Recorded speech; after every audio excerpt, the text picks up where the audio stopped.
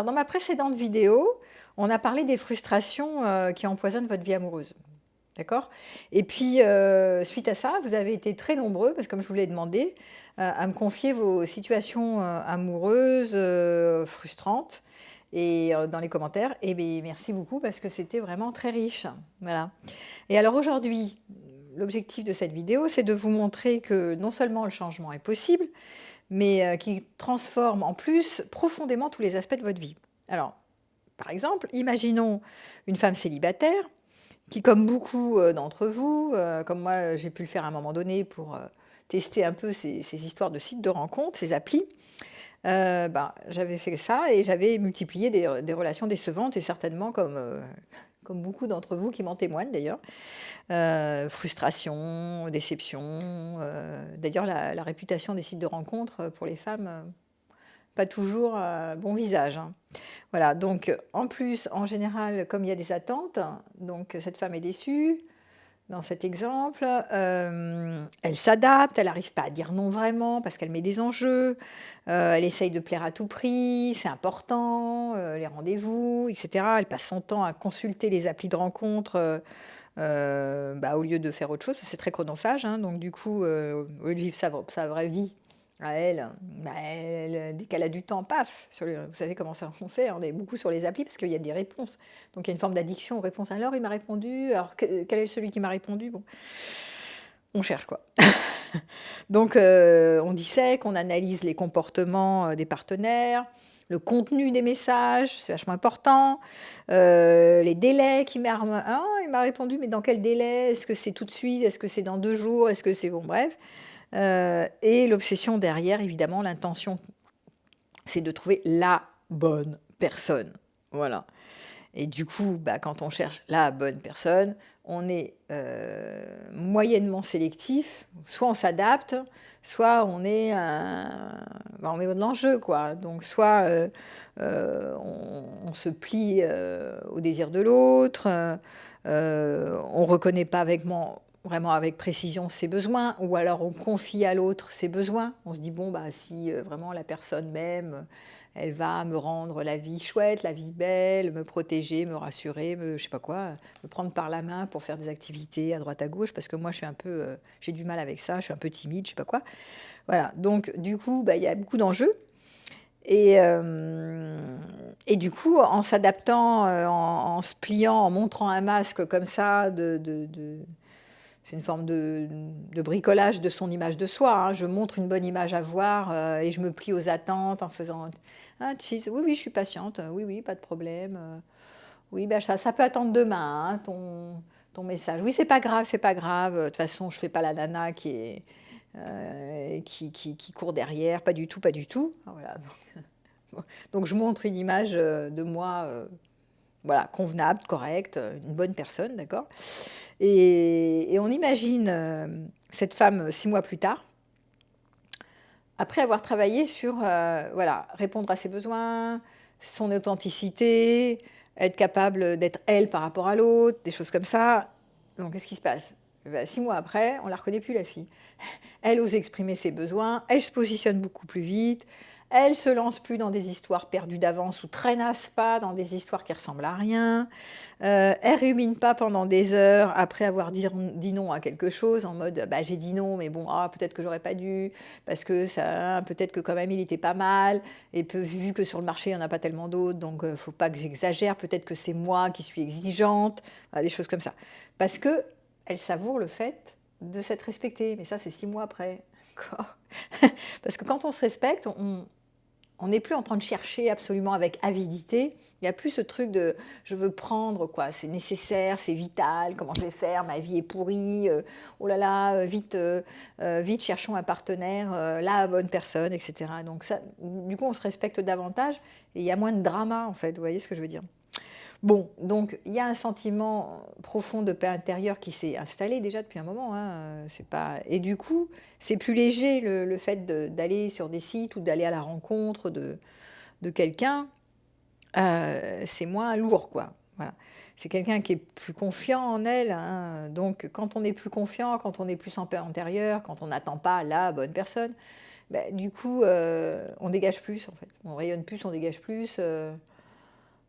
Il y a moins ce truc de je donne pour recevoir, vous savez, cette avidité, on le sent, hein, chez les gens qui veulent se caser, là, on sent le truc de je te donne beaucoup, je serai là pour toi, je vais tout faire pour toi, je suis à tes pieds, t'inquiète, je suis très attentionnée, je te montre toute mon affection, mais parce qu'en fait, derrière, je veux prendre, en fait, voilà, il y a un truc d'avidité qui est une intention cachée, qui n'est pas souvent nommée, mais qui est là derrière les gens qui ont du mal avec la solitude et qui mettent beaucoup d'enjeux et qui se soumettent au désir des autres, qui jouent au caméléon. Donc, vous voyez que cette transformation de ce passage 6 mois avant, 6 mois après, qui est, voilà, au début, bah voilà, je n'ai pas confiance en moi, j'attends la bonne personne, je ne sais pas gérer ma solitude, je ne peux pas être moi-même, je bricole mon image, etc. Et puis 6 mois après, bah, j'ai travaillé sur je suis moi et je suis qui même me suivent en fait. Et ben ça change plein de choses en fait. Il y a plein d'autres résultats visibles qui se déclinent dans toute ma vie. Parce que c'est une perception de soi. C'est pas là, on n'a pas la même perception quand on est en avidité, en mode mendiant, là, en mode qui pourra m'aimer un jour parce que ma vie est vraiment terrible. C'est pas, voilà, bon. C'est pas la même chose que bon, ben voilà, je suis tranquille, calme, sereine, c'est plutôt sympa ma vie. Et si je pouvais égayer avec un compagnon, c'est pas du tout la même ambiance en fait, hein. Voilà. Donc, je deviens, 6 mois après, voilà, cette transformation est profonde parce que c'est une transformation intérieure, en fait. Je deviens beaucoup plus ancrée dans qui je suis et, comme je l'ai dit et je le répète, qui m'aime me suivent. Et qui ne peut pas m'aimer pour qui je suis, bah tant pis, hein, c'est pas dramatique non plus, hein. Voilà, puisque je m'accepte comme je suis, je me connais mieux et du coup, ça permet à l'autre, c'est un positionnement, je montre à l'autre qui je suis et du coup l'autre peut aussi m'accepter comme je suis. Parce que si je montre une image à voir, il y en a des fois des couples comme ça, des gens qui partent pendant 10, 12 ans à montrer une image d'eux qui est un peu fausse, quoi, qui est cheese, cheese, ça va, tout va bien. Mais en fait, ils ne montrent pas tout. Donc du coup, au bout de 10 ans, j'ai un couple comme ça. Au bout de 10 ans, le mec, il découvre que sa nana, elle a passé son temps à être au service de la famille et du couple. Elle faisait des grands sourires, là. Elle faisait des câlins, des nanas, des cajoleries, la cuisine, enfin tout ça sympa. En fait, au fond, ça la faisait suer. Ouais, c'était une image, elle donnait une image à voir. L'épouse parfaite, la femme parfaite, la mère parfaite, là, là, là, là, là. En fait, à un moment donné, elle a pété un câble. Maintenant, je suis moi. Sauf que c'est 10 ans après. Alors, le mec, il n'a jamais compris parce qu'il ne l'a pas connu sous cet angle, sous un angle vrai. Il a connu une fausse femme, en fait. Donc, c'est assez malsain comme truc d'attendre trop longtemps pour montrer son vrai visage. Donc, du coup, c'est quand même pas mal d'oser cette transformation et bah voilà, d'être beaucoup plus en accord avec qui je suis. Et du coup, ça permet aux autres de me connaître pour qui je suis et donc de pouvoir m'aimer potentiellement pour qui je suis. Voilà. Donc, c'est salutaire, là, quand je suis célibataire, pour ces histoires de sites de rencontres et de me positionner plus vite, de ne pas traîner dans des relations qui ressemblent à rien. Mais c'est aussi salutaire, vous l'avez vu, quand je suis en couple, parce que quand je suis en couple, parfois, dans cet exemple que j'ai donné, là, elle s'oubliait. Voilà. À porter un masque de la gentille épouse, hein, on peut s'oublier. C'est toujours pareil. Quand je ne suis pas moi, j'ai tendance à croire que je peux être aimée, je suis digne d'être aimée, que si et seulement si je porte ce masque. Je suis la bonne personne, je suis une bonne personne. Alors, une bonne personne selon mes critères, comme ci, comme ça, comme ci, comme ça. C'est quoi une bonne personne?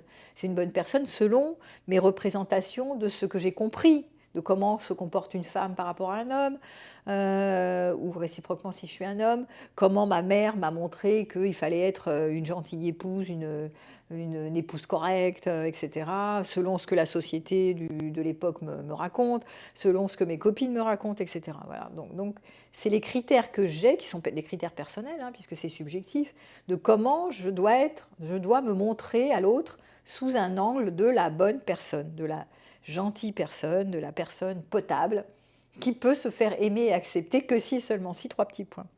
Voilà. Donc, exemple, là j'avais parlé de la gentille épouse au service, mais elle peut aussi dire oui dans les sorties, par exemple, pour lui faire plaisir. voilà, alors que la sortie ne lui plaît pas plus que ça. Peut-être de donner son corps alors qu'elle n'a pas forcément envie d'avoir des rapports sexuels, mais en faisant oui, oui, quand même, ça va lui faire. Si je le contente, après un homme, on le sait, qui est par exemple qui est contenté sexuellement, après il est sympa avec moi, enfin des trucs à la mort moelleux, hein, vous voyez tout, tout à fait. Bon, c'est du bricolage en fait, mais bon, il y en a tellement qui font ça.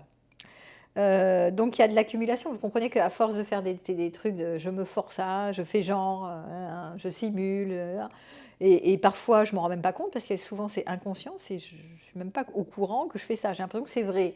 Donc je me mens à moi-même. Je fais oui, bah, ça me fait plaisir finalement. Regarde, c'est pas si mal, hein, au fond, je fais l'amour. Oh, bah, c'était bien, c'était bien. Voilà, des trucs comme ça. Oh, c'est faux. Donc, du coup, ça donne des plans passifs-agressifs. Voilà, c'est ça ce qu'on appelle le passif-agressif, c'est je suis passif et puis à un moment donné, ping, il y a un truc qui va me sauter au nez et là, ça va plus du tout passer. C'est l'histoire du devoir conjugal, par exemple. À un moment donné, ben, je veux plus, là, je peux plus, j'ai la migraine, là, les fameuses migraines. Ou pour le mec, c'est ben, j'ai plus d'érection, j'ai plus de désir, ah, je peux plus, là.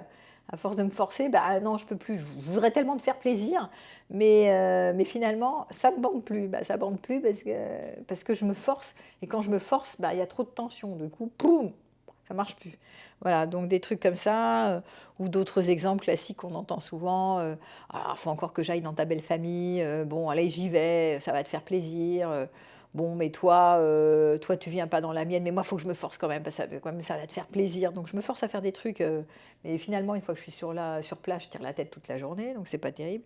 Voilà, donc on imagine cette personne, c'est peut-être vous d'ailleurs, après avoir travaillé sur son authenticité. Voilà. Bah, elle est plus du tout la même, en fait, hein. 6 mois après, bon, qu'est-ce qu'elle devient? Bah, elle ose exprimer ses vrais besoins sans culpabilité, parce qu'en général, sinon c'est ah, mais quand même, je vais pas oser te dire que j'ai pas envie d'aller chez ta belle famille, chez tes parents, parce que sinon à Noël, nanana, oh là là, ça se fait pas, je me sens coupable, je suis pas une bonne personne, c'est pas gentil, on devrait faire des compromis quand on est en couple. Bah non, bah là, je te dis, voilà, j'ai pas envie d'aller dans ta famille pour les fêtes, par exemple, ou en vacances. J'en profite pour aller voir une copine et me faire un plan sympa, parce que ça fait longtemps que j'ai pas pris de vacances toute seule avec les potes. Donc voilà, voilà. Et j'ai pas de culpabilité surtout, parce que je réponds à mes besoins, et toi, si ça te fait plaisir d'aller dans ta famille, ben vas-y. Mais je suis pas obligée de tout faire avec toi, et notamment pas de me forcer, voilà. Ou alors de faire des compromis, parce que des fois on peut faire des compromis, ça peut être, bon, bah, ça me fait pas tant plaisir que ça d'aller voir tes parents, mais bon, voilà. Mais quand même, c'est sympa parce qu'une fois que je suis sur place, ça peut être sympa. On peut aller à la plage, on peut aller faire des balades, des restos, donc c'est quand même sympa. Voilà. Donc c'est pas des compromis de dingue, vous avez compris? C'est pas, faut que j'y aille. Voilà.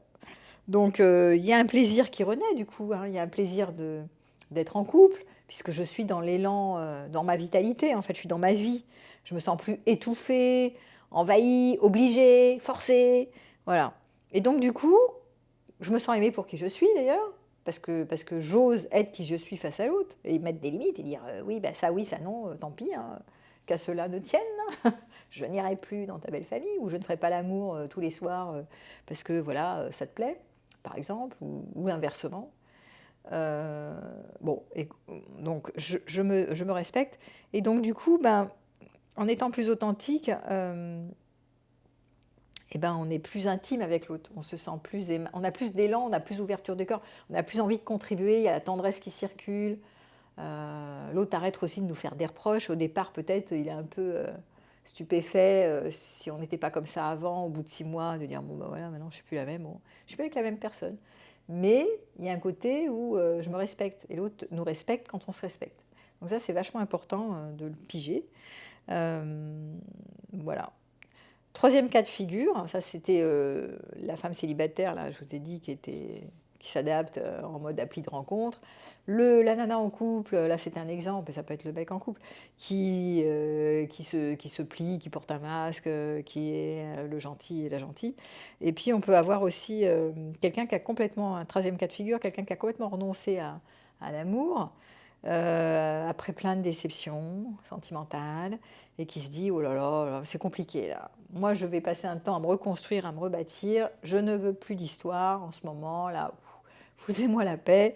Je vais me retrouver, mes retrouvailles avec moi. Le sport, c'est quand même plus cool, c'est plus simple, pas besoin d'être vulnérable, je prends pas le risque d'être blessé de nouveau.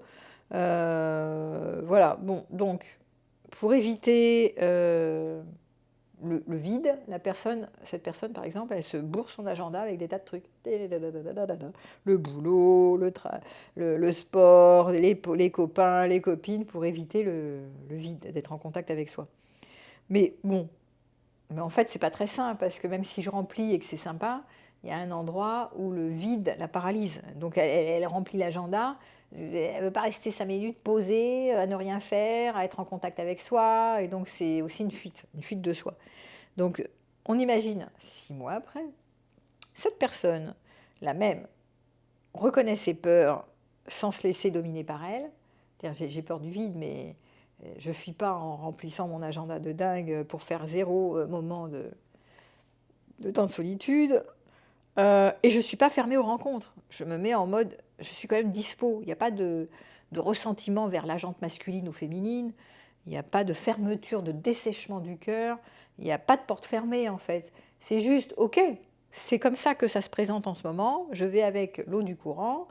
Ben, pour l'instant, il n'y a pas quelqu'un qui matche avec moi. Ben, voilà, c'est pas tragique. Donc j'en profite pour être sur mon univers, pour être sur mon axe, etc. Et puis, bah, si quelqu'un se présente, ben, quelqu'un se présente. Donc je suis ouvert aux rencontres, à mon rythme. Je ne suis pas en accélération comme l'exemple du début, là, en mode il faut absolument que je rencontre la bonne personne. Oh là là, comment je vais faire? Je ne vais pas rester seule, c'est angoissant, je vais finir seule. Oh là là, oh là là. La vie est tellement mieux à deux, tellement mieux à deux. Bon, voilà. Donc vous avez compris. C'est ni ça, ni l'excès inverse, qui est, bon, non, euh, la relation c'est dangereux, restons seuls, mettons-nous sur des gardes, voilà. Même s'il peut y avoir un temps comme ça, il peut y avoir un temps où on n'a pas envie de se mettre d'une relation à une autre, de passer d'une relation à une autre, ça c'est une autre affaire, mais en même temps, se présente ce qui se présente, on pourrait dire ça comme ça. On ne peut pas être toujours en train de tout prévoir.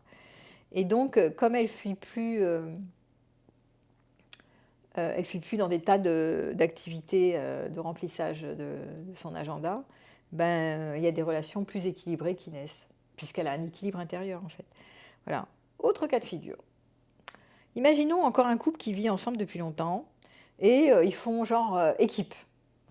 Souvent, hein, surtout avec des enfants, tout ça, ils se parlent de tout, de la météo, des enfants, de l'organisation, du travail, des courses, mais jamais de ce qu'ils ressentent au fond. Il n'y a pas d'intimité. Ce qu'on appelle l'intimité, c'est de cœur ouvert à cœur ouvert. C'est-à-dire, je peux te dévoiler mes paysages intérieurs parce que c'est pas dangereux et parce qu'au contraire, c'est riche. C'est comme ça qu'il y a un vrai lien, une vraie connexion entre nous. Et donc les conversations profondes apparaissent parce qu'on ne parle pas que de structuration du temps, d'organisation, d'éducation, de politique, des trucs en surface, vous avez compris? Donc souvent ces couples-là qui font plus colloque, partenariat, équipe, finalement sont quand même en général déçus parce qu'on aspire tous à une connexion profonde. Et là, la connexion intime, elle n'est pas là en fait. C'est une connexion de surface. On fait genre quoi. Et l'autre me connaît pas sous mon vrai visage, il me connaît sous ce que je veux bien laisser voir de moi. Et donc, on trouve des confidents ailleurs, hein, les vraies copines, parfois même un amant, une maîtresse, avec qui je peux vraiment me confier. Mais il y a comme un manquement, une espèce ouais, de distanciation, de froideur comme ça dans la relation, qui fonctionne en apparence, mais dans la profondeur, c'est insatisfaisant. Voilà, je ne me sens pas vraiment compris. Et on a vraiment besoin d'avoir quelqu'un qui nous comprenne et qui nous aime pour qui nous sommes dans notre intériorité. Ça s'appelle l'intimité. Donc, le chemin parcouru, imaginons, après avoir fait un chemin sur l'authenticité, ben, voilà, elle se retrouve elle-même et elle travaille sur sentir et nommer à l'autre, oser nommer ses ressentis, ses vécus, faire des partages émotionnels. Et du coup, ça va créer cet attachement émotionnel. Et ça donne des permissions à l'autre, s'il en est capable, de faire de même. Voilà, donc on redécouvre le plaisir des conversations intimes et des conversations profondes, se connaître vraiment l'un l'autre. Souvent, ça redonne une connexion à la sexualité parce qu'il y a un sentiment de se comprendre mutuellement. Donc, sexuellement, c'est souvent plus fluide et plus facile. Et ça peut être aussi une occasion de plus avoir envie de chercher ailleurs ce qui nous manque tellement dans cette relation qui n'est pas intimiste en fait. Voilà. Donc vous avez compris que oser être soi-même dans la relation, ça dépasse vraiment en fait la relation amoureuse. C'est pas que c'est pas que sur ce champ. C'est vraiment une transformation intérieure et qui va se manifester, vous avez compris, dans le fait de s'accepter pleinement, sans chercher à être parfait, parfaite, mais on s'accepte comme on est, avec nos qualités et nos défauts. Donc c'est vraiment l'amour de soi. On apprend à poser, du coup, c'est facile de poser ses limites beaucoup plus, ça se fait tout seul en fait, hein, sans culpabiliser. Euh, Comme on apprend à répondre davantage à ses besoins, bah, du coup, oui, on pose ses limites plus facilement. L'autre n'est pas nécessaire à notre vie. Et puis, on se reconnecte à ses véritables désirs, puisqu'on ose être qui on est, avec nos propres désirs, et d'y répondre, parce que c'est ça notre boulot d'individu, c'est de répondre à nos besoins, à nos désirs, sans attendre que l'autre le fasse à notre place, absolument. Alors, je sais que certains, en m'écoutant là, certains d'entre vous se disent, oh là là, mais si je me montre comme je suis, c'est bien gentil tout ça, mais je vais être jugée, je vais être critiquée, je vais être rejetée. Hein. Et si je plais plus là quand je suis moi, si d'un coup je sors mon masque là, j'enlève le déguisement et je me montre à nu avec tous mes défauts là, que déjà quand j'étais petit on me critiquait là, j'ai déjà pris cher pour ça, on va pas recommencer non plus, hein, surtout avec quelqu'un à qui je tiens. Bon, et si je plais plus à l'autre quand je suis moi-même, donc c'est possible parce que j'ai écrit un bouquin là-dessus, quand la peur de perdre l'autre me fait le perdre. La peur du rejet, c'est terrible. Hein. Quand j'ai peur d'être rejeté, c'est un classique pour nous tous quasiment. On est tous contaminés par cette peur du rejet. Et donc, c'est important de savoir que c'est normal, c'est humain. Et en même temps, prendre le risque du rejet, en étant soi-même, eh ben, c'est aussi accepter de perdre, mais de ne pas se perdre soi. Donc, c'est accepter de s'épanouir au prix de se faire aimer pour qui on est et pas de se faire aimer pour qui on n'est pas. Voilà. Parce que vous aurez du mal à vous forcer, à vous changer en autre chose, à créer un personnage de toute pièce qui assure, qui est là. Parce qu'il faut tenir la posture de Madame Parfaite ou Monsieur Parfait qui assure, qui gère, qui est une bonne personne, qui est machin. Il faut la tenir dans le long terme, quoi. C'est juste ingérable, c'est fatigant comme tout. Donc c'est mieux de rester aligné comme on est et de montrer son vrai visage, parce que vous n'allez pas vous épanouir sinon. Vous allez vous fatiguer, ça peut créer même des burn-out ou des trucs de force de porter des masses et machin de dépression, là. Ou des trucs de passif-agressif, comme on l'a dit, on fait les nanana, on s'adapte, on fait ah oui, je ferai tout ce que tu veux, je te suivrai où tu iras, ah t'es mon idole, machin, puis après, boum, on casse. On n'en peut plus de tenir cette image cheese. Voilà. Et donc, c'est mieux, comme dirait Georges Simenon, de préférer être détesté pour ce qu'on est plutôt que d'être aimé pour ce qu'on n'est pas. Qui était Georges Simenon, qui était un romancier que vous pouvez retrouver cette citation, mais je trouve ça assez juste. Voilà. Deuxième, deuxième contre-argument, vous pourriez me dire, oui, mais alors, si je ne suis pas assez bien pour être aimé, qui pourrait me choisir? Si je ne suis pas assez bien, si j'ai pas assez de valeur, parce que c'est souvent un problème de confiance en soi, hein, d'être soi-même, si j'ose pas être moi-même, c'est que j'ai pas confiance en moi. Je me dis, personne ne pourra m'aimer pour qui je suis. Ou même que si je montre autre chose, la bonne personne en moi. Okay, donc je ne trouverai pas, je ne mérite pas le bonheur en amour, la preuve, la preuve, la preuve. Et donc, voilà, c'est des pensées, je ne suis pas digne d'être aimée pour qui je suis, bon, c'est des pensées classiques en même temps, hein, je vous dis, vous n'êtes pas les seuls à avoir ça, ce genre de pensées. Mais en même temps, c'est ce genre de pensée, mieux vaut être mal accompagné que seul, quoi, en clair. Et ben, c'est des pensées qui vous paralysent et qui sapent tous vos efforts pour créer une relation épanouie. En fait, c'est contre-productif. C'est exactement comme ça que vous vous compromettez, que vous vous contorsionnez, que vous faites des simagrées et que vous perdez du temps, en fait, parce que pendant ce temps-là, la vie passe. Voilà. Et donc, ça vous ramène toujours à l'inverse, c'est-à-dire c'est en vous perdant dans ce type de relation que vous perdez votre temps, que vous perdez l'autre, que vous perdez. C'est pour ça que j'avais écrit un bouquin là-dessus. Et c'est comme ça que vous reproduisez toujours ce ah oui, mais bon, la prochaine fois, je vais faire gaffe, j'y retournerai pas. Ou alors, si j'y retourne, il faut vraiment que je sois comme ci, comme ça, et pas comme ci, pas comme ça, parce que je vais encore déplaire, et il ne faut pas que je sois rejetée. Et bon, donc c'est misérable en fait, et c'est complètement contre-productif.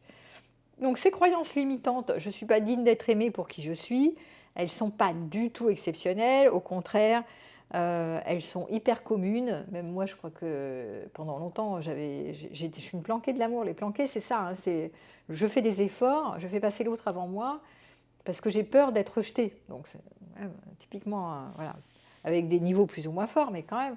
Donc, du coup, ben oui, c'était salutaire que je fasse un travail de thérapie pour sortir, être beaucoup plus authentique et arrêter de faire des efforts, quoi. Donc ça, c'était important. Et donc, ça redonne tout de suite de la valeur. C'est-à-dire, tout de suite, c'est je me valide comme je suis, ça passe ou ça passe pas, quoi. Voilà. Soit même pour qui je suis, soit tant pis, laisse tomber. Donc, on reprend confiance en soi, ce qui est quand même pas mal. Et donc, toutes ces croyances limitantes, elles peuvent être transformées grâce à des clés, des compréhensions, des prises de conscience, des actes aussi qu'on pose sur l'amour de soi, l'acceptation de qui on est, se découvrir qui on est vraiment au fond, si on fait plus ça, qui on est, si on arrête de s'adapter aux autres, de faire un tas de trucs dans tous les sens, d'agitation, de performance, d'effort, etc. Bon, en fait, souvent, on ne sait même pas qui on est. Donc, on apprend à se découvrir aussi, ce qui est quand même pas mal. Et donc, ça permet de se valider, en fait. Ça se fait tout seul, cette validation. Finalement, finalement, je ne savais pas que je pouvais être comme ça. Je ne savais pas que je pouvais faire plein de choses sympas pour moi. Je ne savais pas que j'étais capable de tout ça. Tiens, j'aurais jamais imaginé, tiens. Voilà, donc ça, c'est souvent ce travail de déconstruction et de reconstruction qui est, oui, bon, cette expérience passée s'arrête. Je me suis forcée à faire des tas de trucs. Maintenant, j'en ai marre de paraître une gentille personne, une bonne personne. Je fais pour moi. Et je me rends compte que je suis compétente et capable de faire plein de trucs. Donc c'est pas mal. Et je ne suis pas égoïste. Hein. C'est pas l'idée, c'est d'arrêter de croire que si je fais pour moi, si je suis en... D'abord, je me fais passer en priorité et que je réponds à mes besoins et que je les exprime, je suis égoïste, ou je vais ennuyer l'autre, ou l'autre va me rejeter, ou ça va le faire fuir. Non, vous allez... Ça, il faut le tester. Vous pouvez vérifier. Et les gens qui sont passés par là le disent sans arrêt. Ils disent, mais oui, mais non... Non, ça ne fait pas fuir l'autre, en réalité, ça fait l'inverse. C'est parce que je suis comme je suis que j'ai plus de punch, je suis plus affirmée, et je suis plus respectée, et du coup, je dégage plus, en fait. Et du coup, c'est pas l'inverse, c'est pas je suis rejetée, c'est je suis plus aimée même. Donc c'est vraiment l'inverse. Mais ça, il faut le vérifier.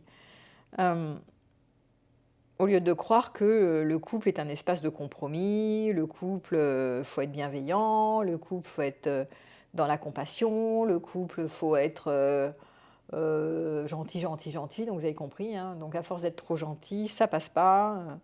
Voilà, donc c'est important d'apprendre à dire qui on est, à demander et à exprimer ce qu'on veut et ce qu'on ne veut pas, ce qui est facile et ce qui est difficile, et ce qui est non négociable. Et ça renforce l'intimité, la complicité et puis aussi les limites, hein, c'est-à-dire ouais, de se respecter, de se sentir respecté, je crois que c'est important. Hein. Donc c'est vraiment important, si vous repartez dans une idée de relation, si vous êtes dans l'intention de vous engager à nouveau dans d'autres relations, de ne pas perdre votre identité, de ne pas vous perdre, plus jamais faire le caméléon, plus jamais vous perdre, plus jamais vous contorsionner, restez vous, quoi, restez dans votre axe, de connaître votre identité. Ça, c'est ma couleur et je défends ma couleur. Voilà. Toi, tu es différent, c'est bien, tu es différent. Est-ce qu'on peut faire affaire ou pas? Donc, du coup, cet accompagnement, c'est souvent ce que je propose dans mes accompagnements. C'est vraiment ça, c'est de vous aider à reprendre confiance en vous, avec des exercices concrets en général, de communiquer cette authenticité, poser vos limites, voilà, d'être beaucoup plus engagé, mais engagé pleinement, entièrement, sans être à moitié là et à moitié dans vos ruminations du style oui, mais enfin, si jamais je montre vraiment, si je pose des limites claires, alors à ce moment-là, il va partir, elle va partir en courant, et c'est fini pour moi, il n'y aura plus personne d'autre. Ouais. Donc tout ça, toutes ces croyances, ça doit s'arrêter en fait. Voilà. Donc cette transformation, comme je l'ai dit tout à l'heure et je le répète, a un effet un peu domino sur tout l'entourage. Parce que l'authenticité, c'est contagieux. Quand on est soi-même, on ose. Moi, je le fais souvent. Hein, je quid de ma réputation. Qu'est-ce que vous voulez qu'il m'arrive? Je dis, mais qu'est-ce que vous voulez qu'il m'arrive en fait sur la place publique? Je raconte ma vie, mais pas tout le temps, mais ça m'arrive. Mais je le fais partout en fait. Qu'est-ce qui va se passer? Il ne va rien se passer parce que je me considère ni comme une bonne personne ni comme une mauvaise personne. Je suis comme tout le monde. Et donc à ce titre-là, il ne peut pas m'arriver grand-chose. Donc ça donne des permissions pour que les autres en fassent de même. Ça fait que je me respecte. Ça fait que du coup, bah, les gens savent que ça c'est OK, ça c'est pas OK. Les relations professionnelles aussi, bah, quand je m'affirme davantage, bah, je suis plus claire. Quand je suis plus claire, les autres ils voient plus clair. Donc du coup, c'est plus fluide. Et puis si je suis en couple, bah, le partenaire aussi se sent plus libre d'être lui-même. Parce que moi, je me sens plus libre d'être moi. Et je lui dis, bah, écoute, fais-en autant. Voilà, arrête de faire des efforts pour moi. Je ne t'ai pas demandé de faire des efforts de dingue pour moi. Si tu as envie d'aller dans dans ta famille, vas-y. Si tu n'as pas envie de venir dans la mienne, n'y va pas. Alors, c'est pas tragique, quoi. Voilà. Donc du coup, les autres peuvent être eux-mêmes aussi davantage. C'est ça qu'il faut comprendre. Donc c'est énorme ce truc. Donc maintenant, je vous pose une dernière question. Où en serez-vous dans 5 ans, dans 10 ans? Imaginez si rien ne change. Si vous êtes toujours au même endroit, toujours en train de ramer pour plaire, pour trouver la bonne personne, en étant gentil, en étant bien, sous tout rapport, en étant voilà, parfait, en étant ceci, cela, enfin en tout cas, pas montrer les facettes obscures de votre personnage. Voilà, qui serez-vous dans 5-10 ans si rien ne change? Est-ce que vous serez toujours là en train de vous adapter aux désirs des autres? Est-ce que vous serez encore analysé pendant des heures les messages de vos rendez-vous? Voilà, est-ce qu'il va me répondre, pas me répondre? Quelle stratégie? Est-ce que ce que je lui écris, je lui écris pas? Qu'est-ce que je dois lui dire? Des fois, il y en a qui viennent me voir en disant, dites-moi Véronique, regarde ce qu'il m'a répondu, qu'est-ce que je réponds? Je réponds, j'en sais rien, moi je suis pas. T'as qu'à répondre ce que tu réponds, réponds la vérité, puis basta. Voilà. Bon, alors c'est souvent ce que je réponds, alors, réponds la vérité. Est-ce que vous en serez toujours à accumuler des frustrations dans votre couple? Est-ce que vous vous direz encore et toujours l'amour c'est pas fait pour moi, les autres y arrivaient pas moi, tout le monde réussit et pas moi, voilà. Donc imaginez l'énergie que vous allez continuer à perdre, les opportunités de rencontre aussi authentiques que vous allez manquer, une joie de vivre parce que c'est ça, hein, quand on fait des efforts pour les autres, quand on se force, quand on n'est pas sur soi-même, ben, on se ratatine, on s'éteint, on est l'ombre de soi-même en fait. Donc voilà. Donc la bonne nouvelle, c'est que vous avez le choix de ne pas d'en rester là. Voilà. Vous pouvez continuer sur ce chemin d'adaptation de caméléon, euh, donc d'être dans le sillon des autres, mais vous n'êtes pas obligé. Vous pouvez décider aujourd'hui de faire un pas vers plus d'authenticité. Ça, c'est tout à fait possible. Et on verra que dans ma prochaine vidéo, je vous expliquerai exactement comment opérer cette transformation. Je vous détaillerai la méthode que j'ai développée basée sur la reconnexion à soi et le travail avec l'enfant intérieur. Un truc que j'adore faire parce que moi, ça m'a beaucoup aidé dans ma vie et c'est une pratique de tous les jours. Et donc, du coup, je vais vous la diffuser. En attendant la prochaine vidéo, j'aimerais savoir quelque chose d'important. Qu'est-ce qui changerait pour vous si vous aviez un plan d'action précis à suivre? Point d'interrogation. Je répète la question. Qu'est-ce qui changerait pour vous si vous aviez un plan d'action précis à suivre? Donc, merci de me raconter tout ça dans vos commentaires. À la prochaine!